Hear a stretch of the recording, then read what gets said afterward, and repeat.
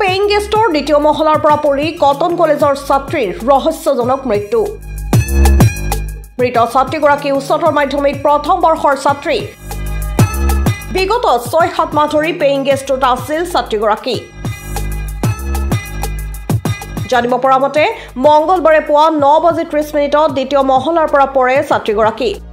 তাৰ পিছতে তাৎক্ষণিকভাৱে ছাত্ৰীগৰাকীক পলিক্লিনিকলৈ লৈ যোৱা হয় আৰু পিছত ছাত্ৰীগৰাকীক উন্নত চিকিৎসাৰ বাবে নেম কেয়াৰলৈ প্ৰেৰণ কৰা হয়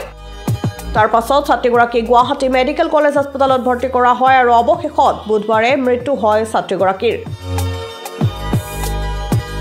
আৰক্ষীয়ে এই মুহূৰ্তলৈ সদৰি কৰা নাই ছাত্ৰীগৰাকীৰ মৃত্যুৰ প্ৰকৃত কাৰণ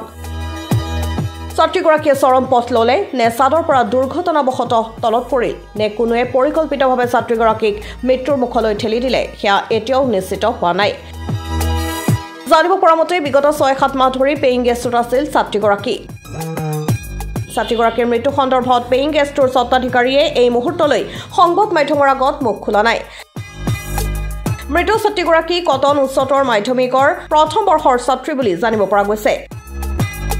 উজান বজাৰ এটা ব্যক্তিগত পেইং গেষ্টত থকা ছাত্ৰীগৰাকীৰ দ্বিতীয় মহলাৰ পৰা পৰি মৃত্যু হয় প্ৰাথমিক পৰ্যায়ত ছাত্ৰীগৰাকীয়ে চৰম পথ লোৱা বুলিয়ে সন্দেহ কৰা হৈছে যদিও মৰণোত্তৰ পৰীক্ষাৰ প্ৰতিবেদন আৰু আৰক্ষীৰ তদন্তৰ পিছতহে মৃত্যুৰ প্ৰকৃত কাৰণ জানিব পৰা যাব নিউজ ডেস্ক ৰিপৰ্ট নিউজ 13